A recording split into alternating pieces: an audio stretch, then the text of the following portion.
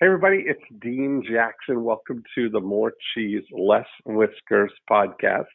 And as you know, every week we spend 1 hour hatching evil schemes with some business owner from somewhere in the world with some kind of an interesting business, usually somebody I don't know. But today we are going to spend an hour hatching said evil schemes with someone that I know very well, maybe a little too well. And I've spent a lot of time with Richard Miller. Richard Miller, when I first met him, the capacity of me meeting him was he was taking over the role of running all of the audio visual requirements for the big real estate seminars that we did with Joe Stump and at the time, Eben Pagan. And so Richard has got a long history of putting on very high quality and let's call it high stakes events for entrepreneurs, mostly in the business arena. We would do, 600-800 person events every month for many years that Richard was responsible for making them go off flawlessly. And he's done events for people like Dean Graziosi and Jeff Walker and Eben Pagan and a lot of the guys that you would recognize by name. And so he's a bona fide audiovisual expert. And we're going to hatch some evil schemes around the future of the audiovisual business. So here we go. Let's talk about what's going on, because I think this is a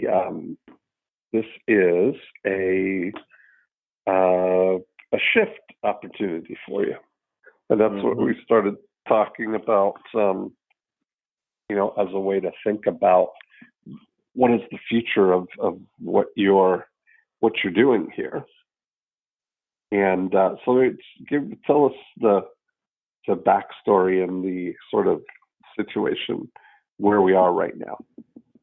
Yeah, well, so as you mentioned earlier, we do audiovisual. I started my company I've been doing it since '97, but I actually started my own company in 2010, Seminar Simplified, and I did it pretty much by myself, growing the company, working crazy hours. And then about 2 years ago, I partnered up with a couple guys that I've been working with in the industry here locally in Phoenix that were just total rock stars. And we rebranded the company from Seminar Simplified to Titan Event Technologies. And it's just taken everything to the next level. We've spent quite a bit more on equipment. Our processes have gotten more and more refined. Just the shows just, they're just amazing how, flawless they run, and the gear's great. And when I called you, yesterday, we just found out that we lost a large client, and to a company that does things in the periphery of what we do. We just do audiovisual services. This other company offers, full service event planning. They offer event logistics on site, and they also, more importantly, they offer kind of some real-time coaching to the presenter on the sales process. Like, hey, here's what you could do different. So they are revenue generating activities within the framework of the event planning and audiovisual framework, right? So it's outside the scope of what we do. And then our conversation, you're an expense. You need to be above the line. You need to be above the line rather than below the line, which got me thinking quite a bit about that. Exactly. Right. Yeah, it's like an aha. Yeah. Yeah, you are, positioned right now as a vendor. Correct. That this other, Yep. Other companies maybe will pick you out of the lineup of the potential people to fill that role. And right. And so it's a price sensitive thing in a lot of cases, because it's not, because everybody, technically, you got to think, as a baseline, everybody's going to do a good job. Everybody, I mean, you hope that's what you're thinking, Mm-hmm. right? You don't know that until the actual event kind of thing. But assuming that everybody's going to do that, everything goes right.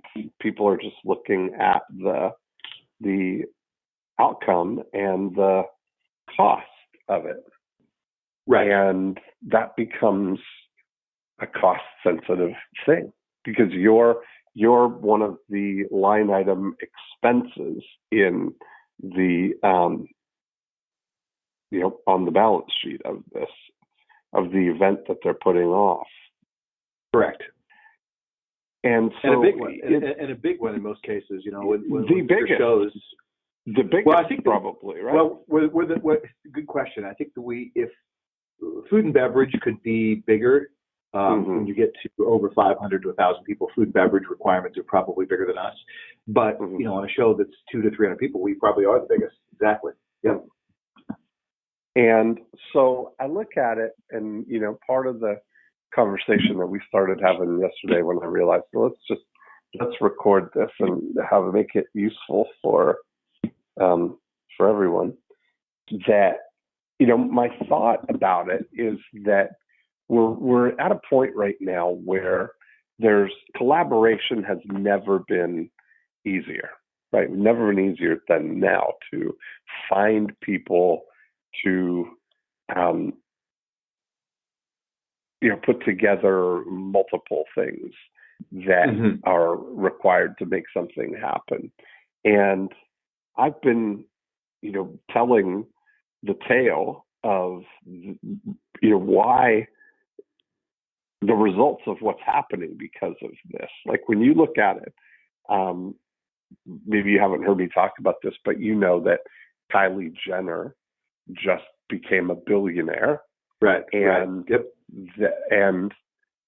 I tell that story because she was on the cover of Forbes magazine a year ago as almost a billionaire, right? 900 million. And even in Forbes's assessment of it, you could almost sense their reluctance to tell you, but their admission that they have to, because the way they said it, even they're almost saying, "Listen, guys, we don't believe it any more than you do." But even with or even with the most conservative multiples and our discount on top of that, she's got to be at least 900 million. And the truth is, she's probably over $1 billion already, but we're going to give her 900 million, which prompted someone to start a "Let's get Kylie to $1 billion" GoFundMe account, which was the best. But what people, I tell that story because in less than 3 years, she went from zero to a billionaire. Excuse me, on the back of very carefully orchestrated collaborations, right? She it's the ultimate who, not how story, in that she, the thing that was the very best about her story is that she only has 7 people on her team, and they do $350 million in sales a year with a team of 7. And every other element, rather than what most entrepreneurs would do if they want to go into the cosmetics business, they would kind of find out a recipe. Well, how do you make lip liners? And they'd be ordering up the ingredients and cooking them up on the stove and, putting them in tubes in the garage and, all that stuff. Trying to figure out all the bootstrapping things of it. She partnered with a white label company to manufacture her lip kits. She partnered with Shopify to do all the e-commerce. She partnered with a distributor to package or distribute and fulfillment for her stuff. Her mom's company does the administration of the business. And she and her little team of 7 people do all the creative stuff, the direction. They pick the name of the products, the colors, the what answers, what do they want to do? And I tell that story, and unfortunately, what most people get blinded by is they say, yeah, but she had $110 million Instagram followers. She's Kylie Jenner. She's not self-made, right? And then I got the greatest gift, because Old Town Road, which if it stays at number 1 tomorrow again, will be by 2 weeks the longest number 1 song on the Billboard charts in the history of all of the Billboard charts. Right? It already beat the record. It's been the number 1 song for 17 weeks now. And the story of Old Town Road is exactly the same thing in a different scale. This young kid in Amsterdam making beats in his bedroom, 20 years old, and then Lil Nas X in Atlanta, living in his grandmother's house, finds this beat online, downloads it from YouTube, then goes, finds it on his Beat Stars or whatever place he licenses the beats, and records Old Town Road in the closet at his grandmother's house that he's converted into a recording studio. This is 7 months ago, right? Wow. 7 months ago, the song didn't exist, and now it's the number 1 song ever in the history of the Billboard charts from 2 20-year-old kids that nobody had ever heard of until 5 months ago. Wow, it's got 264 million views on YouTube so far too. Wow, that's just one version of it. That's just one version of it.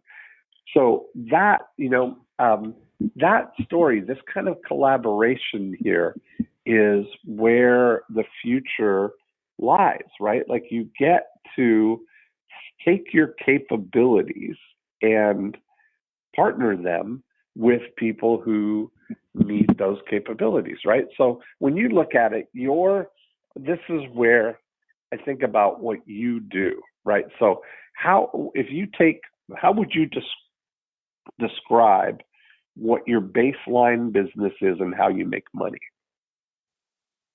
Well, we do live event production. We facilitate all the technologies that need to be handled during the event, as far as the live experience, right? So the sound, the video, the lights, live streaming, if they're doing that, cameras, we film information products,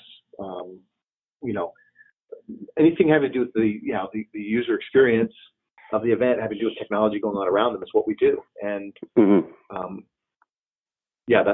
would say that's what we do. Yeah.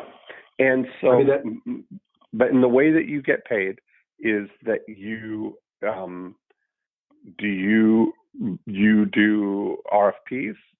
Is that the right? We put together quotes. Correct. Mm-hmm. Yep. So people say, how much is it? And then they're going to review and look at other people and try and compare apples to apples, right? Correct. And they're trying to say, well, this is going to be cheaper. And you go, well, we can match that. Or in some cases, say, well, right. Mm-hmm. Yeah, go ahead. Yeah. Or there's some other commoditized kind of way that people look at things, right? And then because we refer. I mean, my business has been 100% referral since we got started, and so when we get referred, the reputation that we have and the client list that we have, the longevity of the clients we've been working with, and the fact that we know the industry, that's the main foot in the door. And then if they happen to have gotten another quote from an in-house audiovisual provider at a hotel, and they see, wow, these guys are actually less expensive than an in-house, and then they're usually, that's it. We're ready to go. Again, sometimes we have to massage. Oh, that's a little bit more than we were expecting. We don't want quite as many bells and whistles, but for the most part, if we can get an accurate assessment of what the vision is and kind of how much for bells and whistles versus how much for just basic. We want them to hear and we want them to see. Yeah. Yeah. Anyways, yeah, you're right. And so you are, but then people pay a deposit and then they pay the balance, but you're definitely an expense when they Correct. take all the money in from the event. Then you're one of the things that they have to deduct from that amount to net whatever they're going to net. Sounds so harsh, but it's true. You're an expense. You're not an expense. You are. Yeah. Yeah, right. You're the expense. Anyway. Correct. You're right. You're absolutely right. So, when I look at this, part of the thing, the reason that you have such a referral-based business is really because you are because of your reliability, right? Like that's otherwise, if there's a lot of stuff that could go wrong, and it's high stakes if it does, right? Because if someone's counting on they're counting on the video of this to make a product that's going to be all the profit from what could be a break-even event or a slight loss on the event, but the product is what's going to be the profit maker. That video being flawless and usable is a big deal, right? Like you can't there's no way that you've built in all kinds of redundancies and fail safes and all of that stuff, right? So that that game to make sure that nobody's going to get, that something's not going to go wrong, no surprises. And then also the fact that you've been doing it so long, you would be the best thing that could happen to somebody who's about to do their first event. But you would be able to take the whole thing on for them, right? In terms of how to negotiate ballrooms, how to negotiate with all the extra. Like you could literally be the event producer from beginning to end, right? So correct. And I just wanted to say that we don't push that out so much because 99% of the time, when people come to us, they already have an event planner, and I don't want my relationship with event planners to be adversarial. Like, oh, well, they could just, next time they could just go to you, right? So while we do have all those resources available to us, right? We have many event planners we work with, and we don't typically do that so much because we don't want to, like I said, to be adversarial towards planners. And that, I think that's also, some of the thinking that I've had in the past that's prevented some of these peripheral opportunities is that I don't want to create adversarial relationship with a planner that might be getting, a little bit of a taste of this thing and that thing that they're doing, even though I know how to do it, I know how to get it, I know where they're getting it from. So it's a delicate balance there with the politics of that. And so when I look at this, one of the ways that I kind of slice things is right now, the way I see your business is that you are open for business and you are waiting and at the direction of whatever comes in, right? If somebody, it sounds to me like my understanding of how your business gets business is somebody will call you and say, hey, you did this event for this person and we're doing something here. Are you available and can you give us a quote on this? What would it cost to do something like this? Give me an idea. This is what we're thinking, right? And you're mostly saying to people, yeah, we can do that, right? Like that's really the thing, is that it's more, I would say, reactive than proactive, Would that be fair? Yeah, in that context, absolutely. Yeah, absolutely. Yeah. And so when I look at it, so your during unit is on lock in that I have 100% confidence that anybody that comes to you with a need for an event like what you do would be in great hands to have you do it. And you're able to convey that message, and most of the time people will hire you, right? So you get your share of those that way, and people rave and they stay and use you again and again and again. So when I look at it is that now in the before unit of your business, what would you say would be the what you do in your before unit? Do you lead generation activities? Is that what you're referring to? Yeah. Do you do anything like the way I describe the before unit here is that I try and get people to think of the before unit as a separate division of their business whose whole responsibility is to find people who want to do what your business does. So the before unit would be someone who is in the business of finding people who want to do events and delivering them to your event business that is able to help people with that.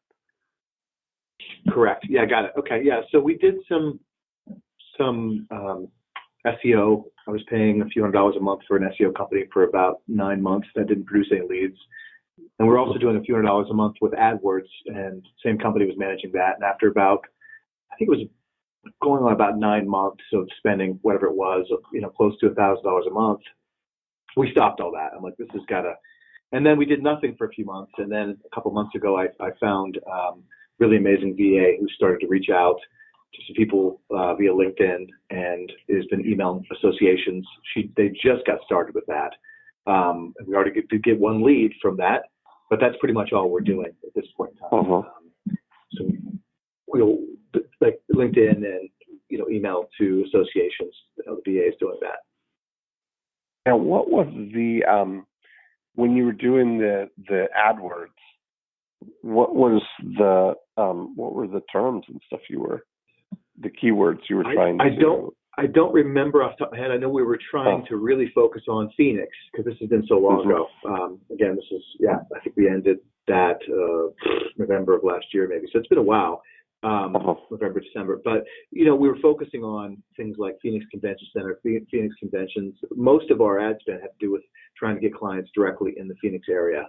We were bidding on terms having to do with the convention center, conferences, Scottsdale conferences. We went back and forth on that quite a bit. I forget where the majority of the ad spend was going on which terms, but there were quite a few terms. And all of them were Phoenix related because I felt like we'd have better luck here locally than trying to do something, another market or, what I mean? Like just a general, like you type in event, unless you're doing it in Phoenix, so, but it didn't really produce any results. I think we got one call and started a conversation and the person just stopped responding. So that didn't really produce results. So, more solicitation to the website. What was the offer of the ad? Call us. Hey, call us. Doing an event, call us. Right, exactly, pretty much. Give to us the business you would give to others. Exactly. Right. Don't you know who I think I am? Right, exactly. See who I've worked with. See who we've worked with. That was there was no there wasn't any free giveaway. There was no.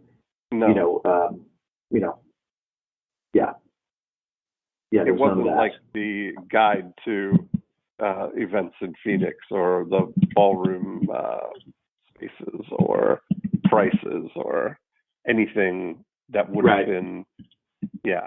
So when I look at this, like you look at that, if you're trying to get people who are in motion, that one of the things that I would do is basically put together the, directory of event spaces, like almost like the like we did in Toronto with the outdoor wedding directory.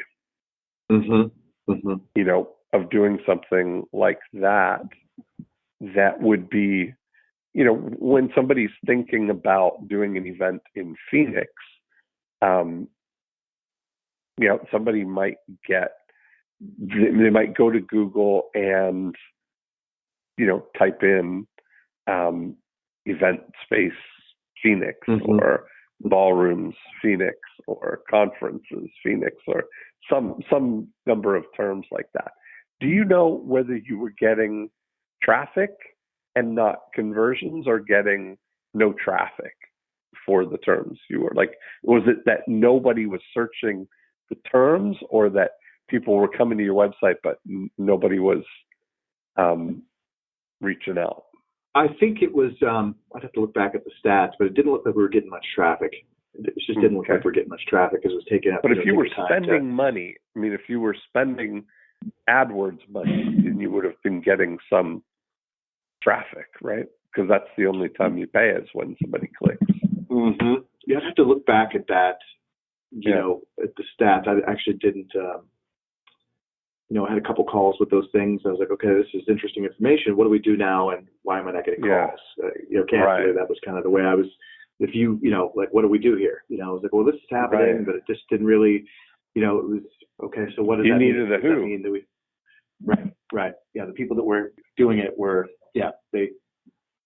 I wasn't. Yeah, it wasn't like, okay, what do we do now? It was okay. Well, we just keep doing this for a couple months. Okay, great. Well, that kind of thing. Now, you mentioned before that, there are organizations like, the Visitors and Convention Bureau of any town, like Phoenix has got one. If you reach out, they'll send you a big magazine booklet of all the hotels, right? Yeah. And then there's a company called Fevent that if you want to do an event, and you basically put it through, you say, hey, I want to do an event in Phoenix in whatever, January, I need, room for 250 people, and I'm going to probably have 100 room nights, and then they put it out to all these hotels, and then they get the RFPs back. So, it's trying, for the hotels that have availability and space, right? That's kind of the way that a lot of planners are doing it these days. It saves them a lot of time and money. I need to find some sort of, what do you call it, like bridge gap, or some sort of little niche there of information that they're not getting from either either Cvent or the Convention Bureau. Like, what would that be? That they wouldn't be getting from either one of those. I need to think that through and figure out what would be useful to them. Yeah. Yeah, part of that thing, like even that business though, is really about getting, that's really about being in the commodity business again, because then you're still, you're just competing with others. That's why I was joking about the give us the business that you give to others kind of thing, right? We're in here too. What about us? Right. Right. And you are what our friend Terry Hunnefeld would call part of the hound dog pack, right? Chasing after. I remember that. Right. Chasing after the people who are, poking their heads up as someone who's looking for an event. And all the hound dogs come chasing and barking. And so I think. Go ahead. No, you think what? Well, after our conversation, we talked for a few minutes yesterday, I've been thinking, and how do I, obviously the key is how do I get involved with the money making, and I've been really taking the Dean Jackson motto of figure out the what first, then the how and the come later, right? Yeah. And that's typically what shuts down a lot of my thinking. I'm sure a lot of business owners is like it's the how or the who. If that isn't immediately clear, then the what never really gets fully expressed into a useful idea. So if I were just to go to what, the thing that I came up with would be, many events that we do not have any type of sponsorship. They don't. I mean, and so if I were to create a division of my business, we hire somebody and their whole job is just to get sponsors for events. Basically, whatever that look like. There's different things people can sponsor, whether that's printed materials. They could sponsor, cocktail hours. They could do, if a client's going to do live streaming, they could do little commercials on live stream. But we basically focus on getting ourselves paid for. We have a person on staff whose job is to get sponsors for your event, so your AV becomes free, right? Yeah. So that was the first idea I came up with, and I'm going to talk to my partners about that tomorrow. Like, we need to do this. We're going to do it, and we can figure out who and how later.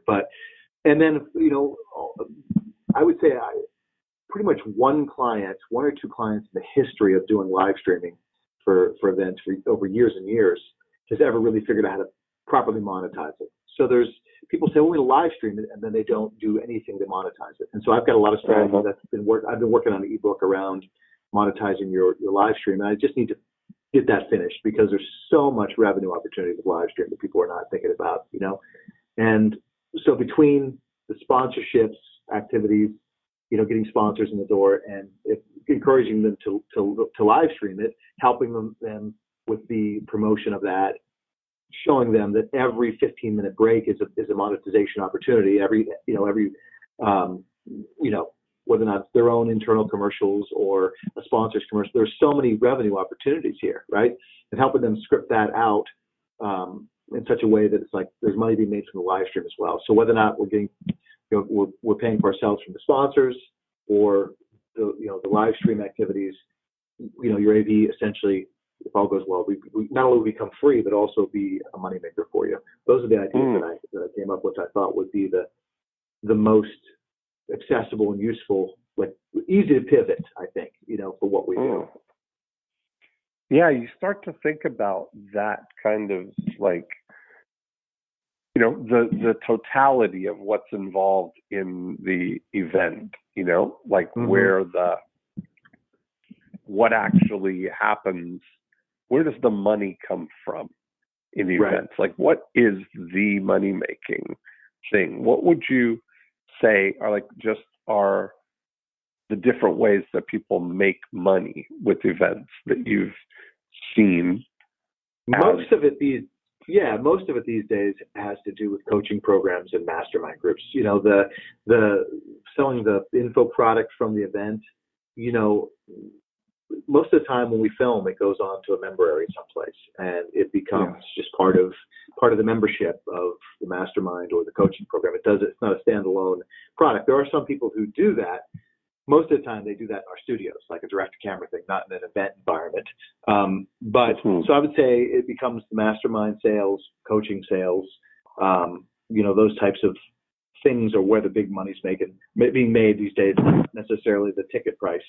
There are guys like Jay Abraham, they're still charging a few $1,000 a head, right?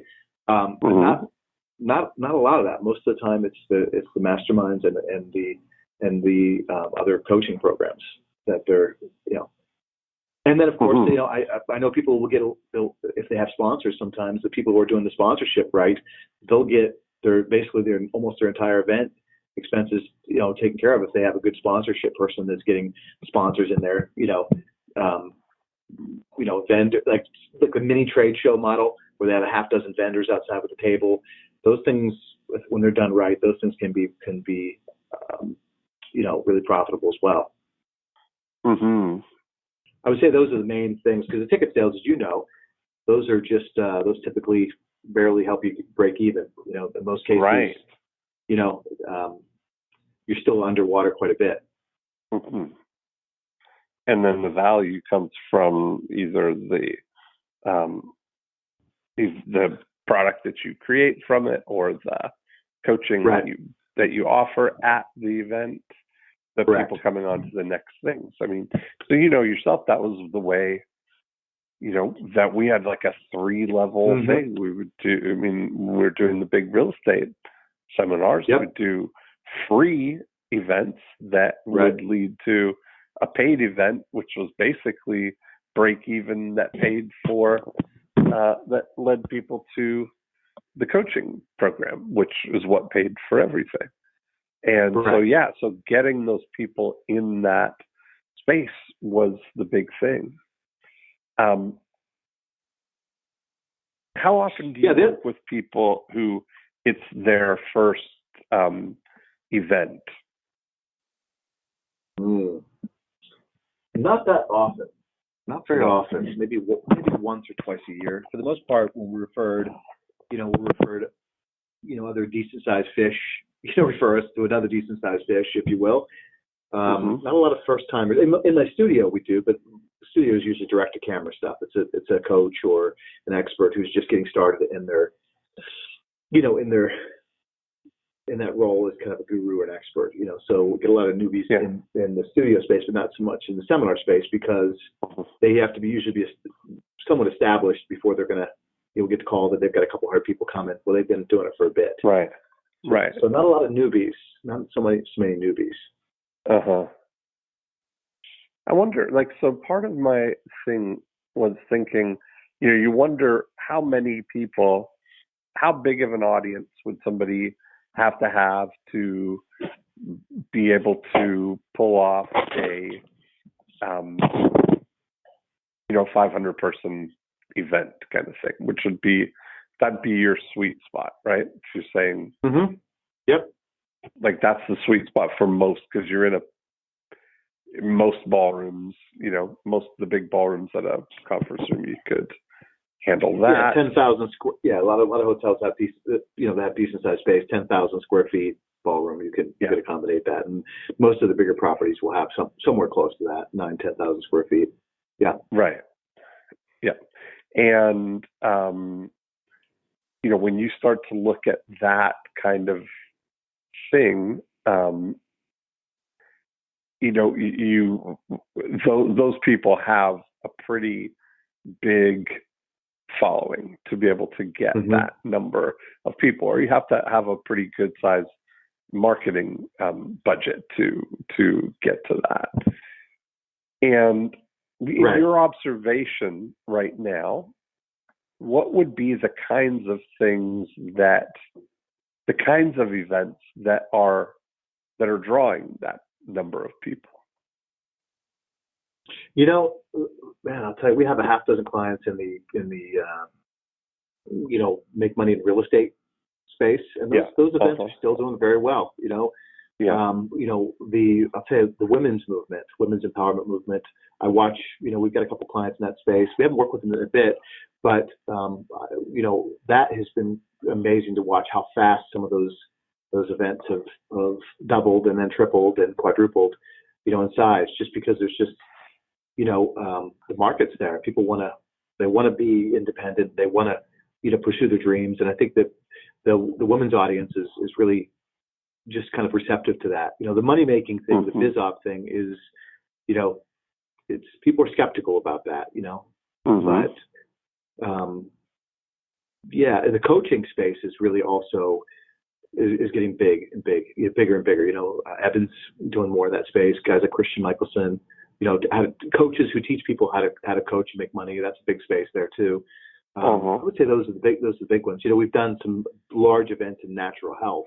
That's a big one. That we worked with David Wolf for a while. That last event we did with him before they switched directions and stopped doing events, I think we had 2,200 people at that event, and just natural health, and that event was filled with a lot of different people that just wanted to make their health better, people that had some illness and disease, and there were some coaches, wellness coaches as well. But I think those are the big ones, And so, part of the thing, I start thinking about, what are if you look at the underlying stuff about, what are the different things because their ideal would be if you could get somebody who does multiple events, right? That would be a really good thing, because that gives you some, uniqueness there. Now, and stability.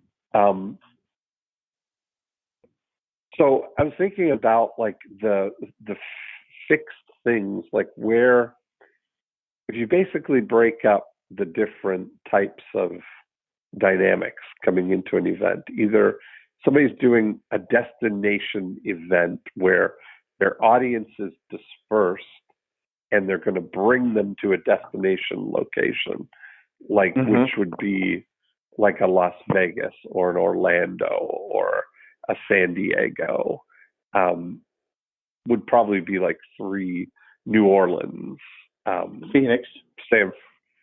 Phoenix, I would say yes, would be another one of those things, but Phoenix wouldn't be like the top of the. If you'd say like Las Vegas, Orlando, correct, right. Where everybody correct. that's a draw on its own, right? Right. Yeah. And so for people who have like big, audiences that are dispersed, everybody's going to come to one location. That's always going to get some legs because you can add on to it, right? They can justify it with, well, we'll add on to it and we get a trip to Las Vegas, or we can add on to it and we'll, bring the kids to Disney World, or correct, we can, right. All that kind of thing. And then the other destination ones like Phoenix and anywhere in Florida in the summer, in the winter, San Diego, right. Winter, those golf, kind of things. Right. Yeah, warm destinations. That's one level of it. But then there's another level where you've got a local population coming to the events. Like the way we used to do the big real estate events was, we basically went to, on a rotation, kind of the top 16 or 18 markets in the country on a 2-year cycle, right? So we'd always go to Chicago and Washington, D.C. and, some either Florida or Tampa or Fort Lauderdale and Phoenix or Palm Springs or, and Denver and San Francisco and, go like picking those top markets where the attendees at the event are going to be all from the local sort of market, right? And that would be the kind of thing where you like, I would call that like the road show in a way, right? Like that's essentially what we had for 15 years. The circus was coming to town once a year kind of thing, right? Yep. I mean, that's really what it amounted to, is that we take the big top, and it was the big events, and everybody was excited about that it was coming to town, and you do all the big promotion around it, and you fill up the event. That sort of that's kind of what the real estate guys are doing right now.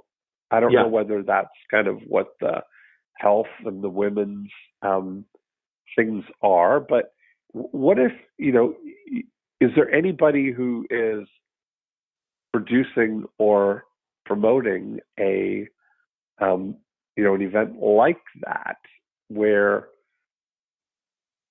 you could be almost like the producer of something like that, right? Like if you're saying, like if you were to put together the, Natural Health Summit,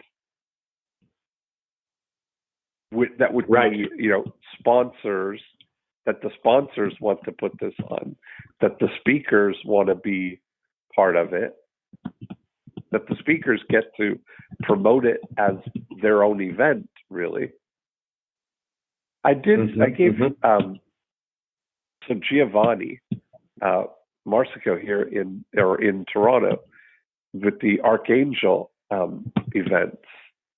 I had him on More Cheese Less Whiskers. We worked out a killer idea, but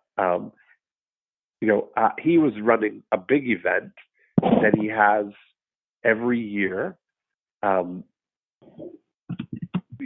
the Archangel Summit, and he has 3,000, 4,000 people at the event with Seth Godin, and he's had Gary Vaynerchuk, Simon Sinek, all of these top tier speakers, right? That somebody would want to do an event with all of these people, but may not have the may not want to run a big logistical event like that. Right. And so the idea was that we packaged up an alliance of summits where anybody could run their event in conjunction with the Archangel Summit and have their event attached to it. So it's a 2-day event, which now I do one of those with my real estate group. We do the Archangel Summit on one day, and then the very next day we have a real estate specific one. And there's about 6 or 8 different groups that do the same thing that will promote, bring their group to it as well. They get to promote an event with Seth Godin and a day 2 specifically for their group. So I'm thinking about putting all these things together, like what you've been talking about, of what the sponsors. If you were just to take a thing of natural health, for instance, and you start to think about, that's the kind of event that there'd be a broad national audience for. There'd be a big number of people in Chicago that would love to go to something like that, and in Atlanta, and in Phoenix, and in whatever, in the top markets, right? And I wonder if you thought about putting together like a little tour like that. That'd be really interesting. Yeah. We're a sponsor, where you package it up that it's going to help them reach, that big of an audience, kind of thing. And the sponsors would also be part of that tour as well? Yeah, exactly. Yeah. Right. Just making some notes here. This is interesting. It's good stuff. Yeah.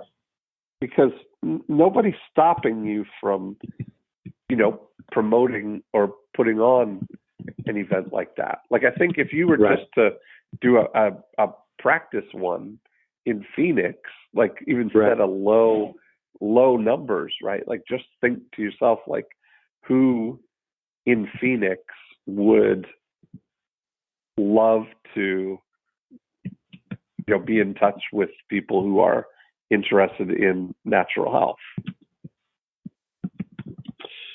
Right. And That's right. Who could you, like, you look at, you look at JJ Virgin, like her Mindshare group, and all of those. There's just a bunch of like the smartest, most amazing natural health practitioners and idea people that would love the chance to speak at an event like that. Right. That's interesting. Right. Like, if you put together even just like a 1-day summit.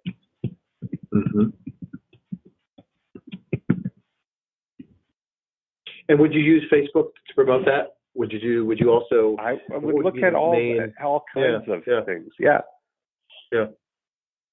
It's the promotional aspect of it that is really just a little bit elusive to me, as far as what the most effective way, cost-effective way to get that out there. Because as far as negotiating with the hotel and any of the logistics having to do with setting up a little trade show or the AV, that's what we know. That's I do that in my sleep.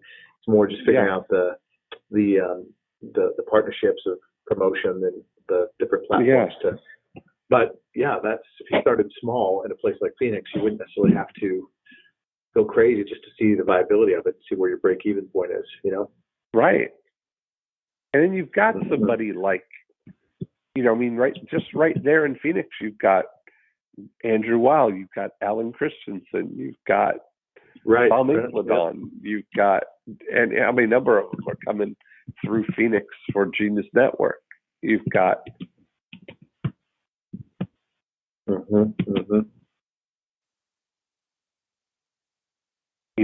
that it's an interesting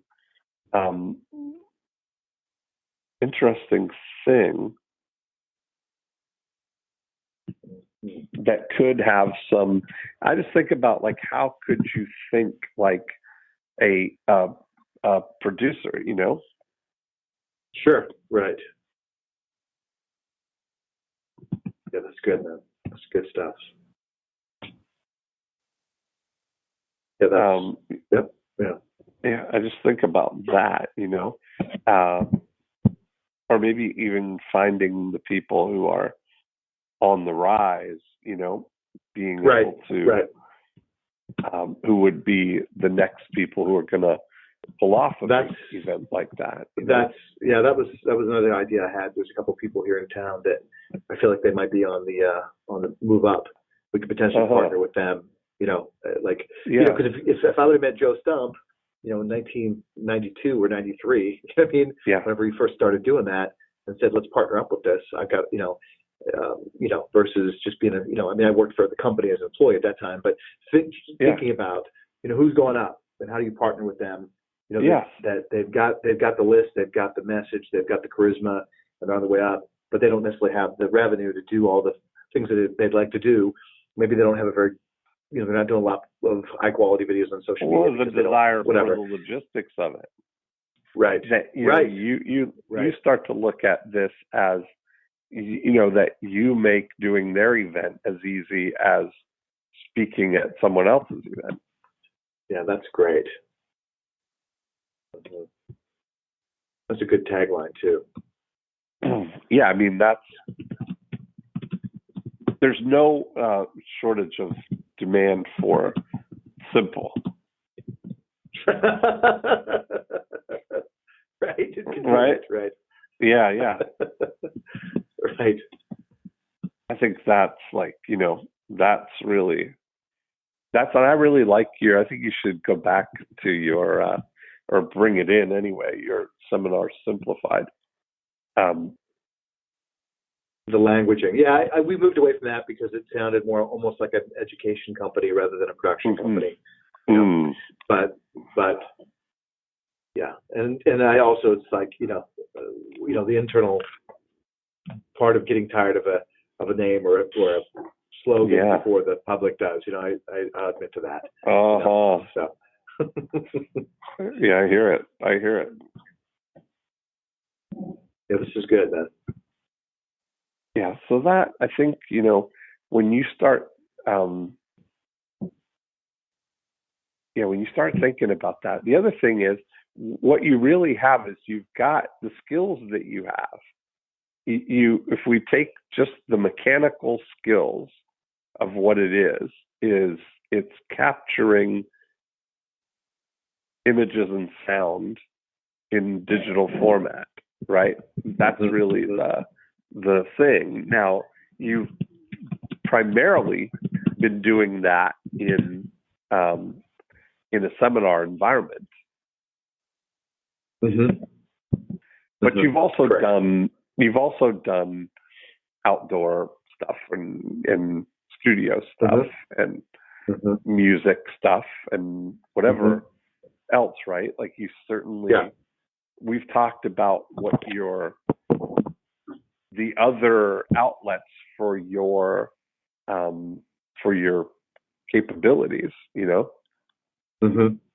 Like we talked about you could potentially do more video work or more documentaries or you know, training videos, all of that kind of stuff. Because essentially you have, and I mean, certainly you've got your mission control studios there. You've got an amazing facility that is there's a lot of unused capacity there. Resources, sure. Yeah, exactly. Yeah. Right? Like when if you look at studio days or studio half days that are available kind of thing, you've got a you're probably at less than 20% capacity, right? Mm-hmm. Correct. Yeah. At any because that's a separate. Correct. Yeah. Yeah. Yeah, because we can run that separate at the seminar space, and yeah. Correct. And so then you start to think about, okay, what kind of stuff could that do? Like we're just watching today over lunch. We're watching some Dude Perfect videos. Do you know those guys on YouTube? No, I don't know them. It's amazing, actually. It's one of the greatest success stories of YouTube. There are 5 guys in Texas that have a channel where on YouTube where all they do are trick shots and fun stuff on, they'll throw basketballs off a high rise and land it in the basket, or they'll, do these amazing trick shots at football stadiums, or they've got this amazing fantasy factory in their town, but all they're doing is just doing all these things and recording them on video and putting them on their YouTube channel. But the production value is very high. They've got a. I'm looking at it right now. They got a green screen here, and they got interesting little. That's pretty cool. Yeah, that's all kinds of stuff. Yeah, but those guys, are,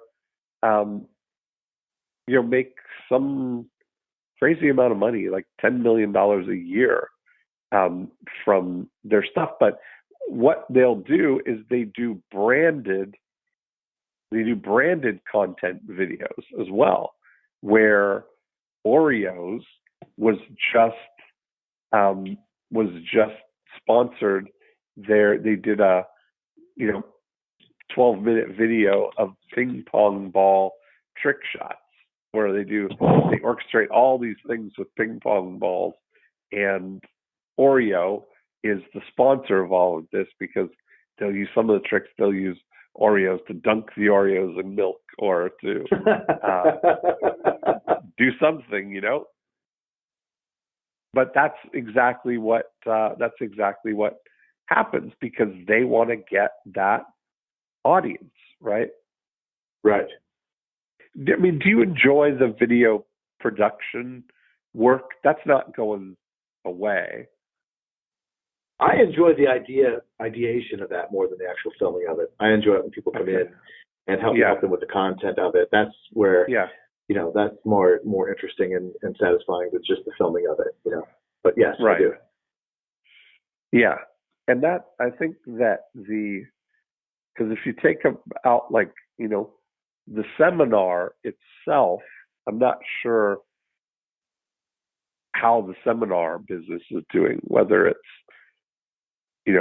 on the rise or down, or, it seems like certainly there's probably more efficient ways to get messages out there. Yeah. Sure. Yeah. It depends on, for associations and things like that, for the info marketer, there's a lot of other ways to get the message out there. But, obviously on the other side of the business, seminars, people are, every association that has a certain amount of members will do a yearly conference. There's no shortage of that stuff either, Yeah. But the info marketer, there's a lot of things like, Facebook Watch and YouTube and things like that, where you can get the message out like this. Yeah. Yeah. Interesting. I wonder if I just think out loud about the things that I would like to do. Like I got to stop watching this video. I'm watching this in the background. I listen to it, and it's really well cut too. It's definitely cut. Yeah, the whole thing. In such a way. It's really well done. Really well done. Yeah. Yeah. All right, I'm going to put that away.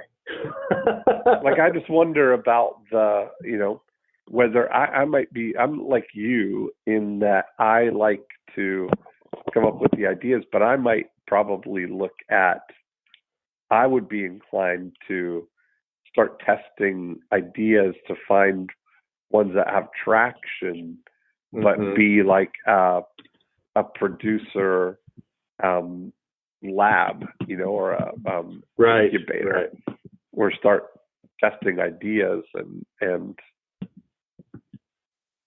seeing if you get something Right. that gets traction, you know? Right. Yeah. Right. Thinking outside the box. Because if you get a thing like, video production is certainly video.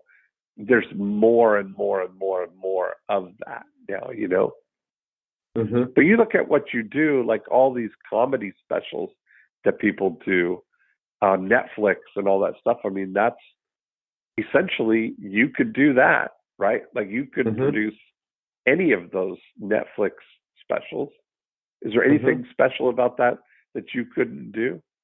You mean like in the theater? You talking about like go Yeah. to a theater? Oh yeah, no, that we could do that. That's in a wheelhouse for sure. Yeah. And you've actually done stuff like that, haven't you? Yeah.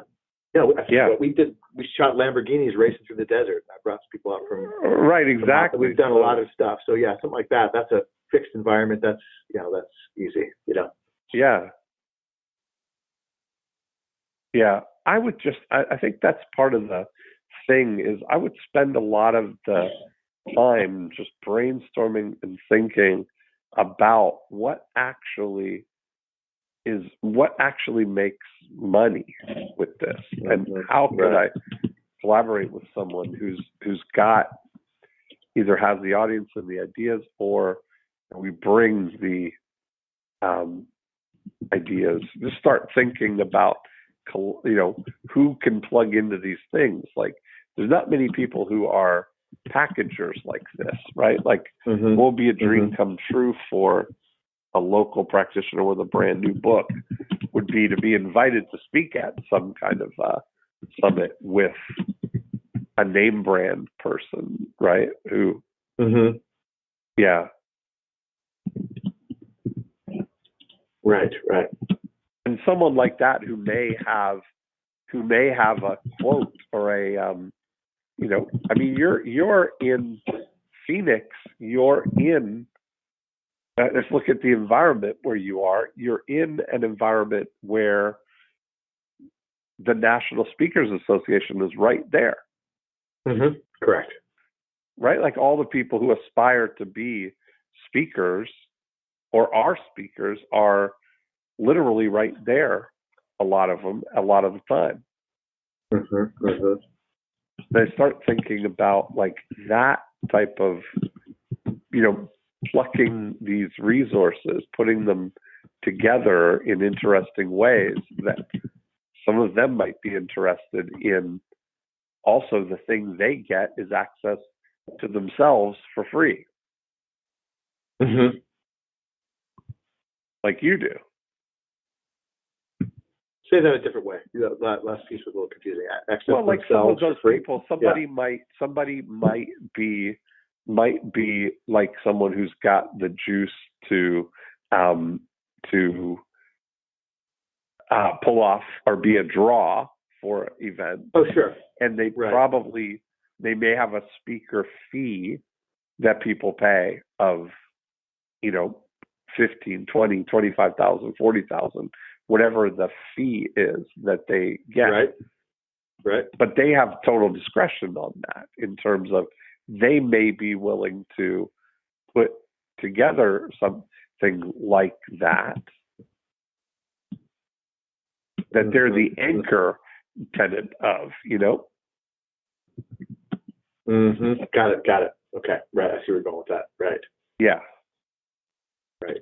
You want to partner up. Like you look at something like that, right? Like somebody, and either just running that in a Phoenix one that's right there in their backyard, or if you get one that really works, is packaging up that roadshow and taking it to, all over. Like who's, does maybe GNC or some, what's a national natural health the vitamin shop or yeah, something like that. GNC vitamin shop. Right. That would want to promote and have some interesting opportunity there. Right. Yeah. This is good, man. This is really good stuff. I think that's just kind of what's landing so far? What are we discovering here? I think, the fastest path to the cash is the sponsorships and, that's the thing and then secondarily, I've already started to make a list of a couple people here locally that I think might be interesting people to approach, to see what they're up to, see what their vision is, see what their, how big of a list they have now, and talk about, taking what we have and what they have and moving faster and potentially exponentially bigger, rather than them waiting till they have $100,000 or whatever it is to, put on an event. No, we could do this sooner and we could do a lot less money, and let's just see what happens with some of that stuff. And then I want to let it percolate a little bit on the local event, doing it ourselves. My partners and I have actually talked about something like that, but those are all good ideas, man. That's really good stuff. And I think we can. That's good thinking. I mean, it's good thinking fodder. How to think down that road. One of the things that I say is, how do we get to a different part of the food chain? And this is, pretty much all this content is all being at a different part of the food chain. Right. That's being above the line, where the money's coming in rather than being below the line where the money's going out. Yes, that's this is really good stuff to meditate on and just really figure out what's the fastest pivot point to get into action with some of this stuff. Obviously, it would take a few months to plan an event to where people would attend it, but we could potentially have a sponsorship person start next week. You know what I mean? So it's just looking at all these things and figuring out what makes sense first, and then how can we test some of these ideas small? There's a small ballroom, 2 minutes drive from our office, at like a little 4-point Sheraton that we could get inexpensive to test something. And of course all our gear's here, so we could make it look beautiful and. Just percolating all this stuff, Yeah. That's a good word, percolate. I think I got that. I like it. Percolating is a good word. I like it. All right. Well, as this is excellent. You normally, your stories have become tiresome. No, it's I think that's really the thing. I just want to see you really take more entrepreneurial control of something like this, That's and again, because you've got all the capabilities. Well, and I've been, I'll just call myself out. I've been thinking like a vendor, foolishly. Yeah. Thinking like a vendor, and vendors, no matter, if there's a better leverage opportunity, either better pricing or a better, whatever, there's extra services that you don't offer. It's like you could be replaced, no matter, even if you do a good job. It's just how much time do you have available right now? Like, how much time does your business require of you? I mean, on the seminar side, very little. Just a few hours a week to keep that going. Just to kind of manage the lead generation, and I definitely have a lot of time available at this point in time to help things grow. Because my partners have taken a lot off of my plate. And, the goal now is to get new leads coming in. But I think we need to be thinking more strategically about, the kind of leads and the kind of services that we offer, and to not get, go through what we just went through last week. If you start thinking, if you were to just put on your thinking hat and not think like a vendor and start to think like I've came up with a great word. Like, I've been thinking like a venture collaborist, where you've got the ability to find people and collaborate on things that maybe they're not going to turn into money today, but they can in 90 days or in 6 months or something, Right. That you're doing it together to create your combined capabilities are going to create a multiple of what your individual capability could do as a vendor. Right. Yeah, that's good. Right? Yeah. Because you're capped on stuff, and that's like that's been my big is that people are far less attached to future money than present money. True. Especially when you're going to create this future money, Well, that's really all I have. That's really all I have to say for now. Awesome. Thanks so much, brother. All right. I'll talk to you later. Talk to you later. All right. Yeah, bye. And there we have it. Another great episode. Thanks for listening in. If you want to continue the conversation, we'll go deeper in how the 8 profit activators can apply to your business. 2 things you can do. Right now, you can go to morecheeselesswhiskers.com and you can download a copy of the More Cheese Less Whiskers book, and you can listen to the back episodes, of course, if you're just listening here on iTunes. Secondly, the thing that we talk about in applying all of the 8 profit activators are part of the breakthrough DNA process. And you can download a book and a scorecard and watch a video all about the 8 profit activators at breakthroughdna.com. And that's a great place to start the journey in applying this scientific approach to growing your business. That's really the way we think about Breakthrough DNA, as an operating system that you can overlay on your existing business and immediately look for insights there. So that's it for this week. Have a great week, and we will be back next time with another episode of More Cheese, Less Whiskers.